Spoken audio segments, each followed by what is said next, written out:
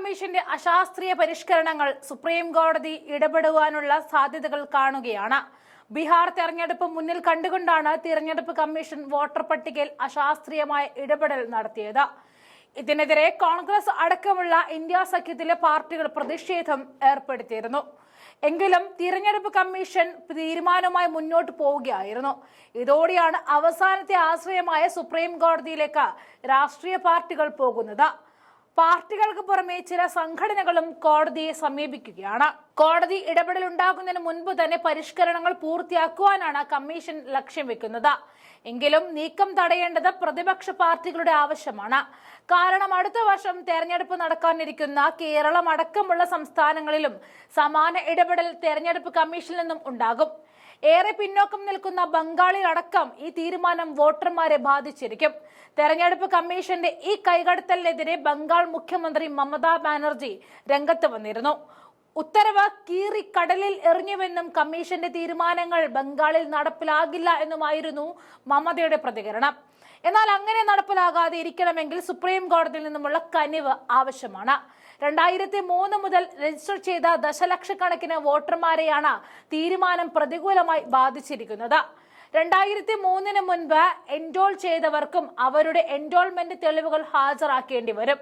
ബീഹാറിനെ ഞെട്ടിച്ച ജൂൺ 24 തിരഞ്ഞെടുപ്പ് കമ്മീഷൻ ഉത്തരവിന് ദിവസങ്ങൾക്ക് മുൻപ് വരെ നിയമപരമായി പ്രായോഗികമായ രീതിയിൽ സംസ്ഥാനത്ത് വോട്ടർ പട്ടിക പുതുക്കിയിരുന്നു എന്നതാണ് സത്യം.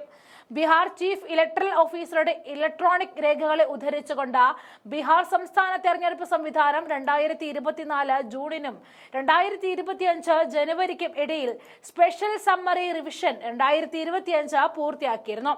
2024 പാർലമെന്റ് തെരഞ്ഞെടുപ്പിനായി തയ്യാറാക്കിയ വോട്ടർ പട്ടിക സാധുവാണെന്നും 2025 ജൂൺ മാസത്തിൽ പോലും കമ്മീഷൻ ഉദ്യോഗസ്ഥരും ബീഹാറിലെ ഉദ്യോഗസ്ഥരും അംഗീകരിച്ചിരുന്നതായിട്ടും കണ്ടെത്തിയിട്ടുണ്ട്.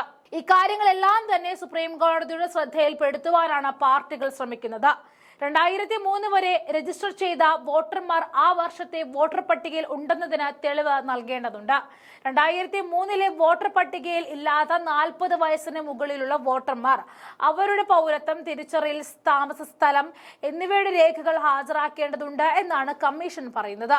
21നും 40നും ഇടയിൽ പ്രായമുള്ള വോട്ടർമാർ 2003 വോട്ടർ പട്ടികയിൽ ചേർന്നതിന് മാതാപിതാക്കളുടെ ഐഡന്റിറ്റി, പൗരത്വ രേഖകളിൽ നിന്നും എന്തെങ്കിലും തെളിയിക്കേണ്ടതുണ്ട്.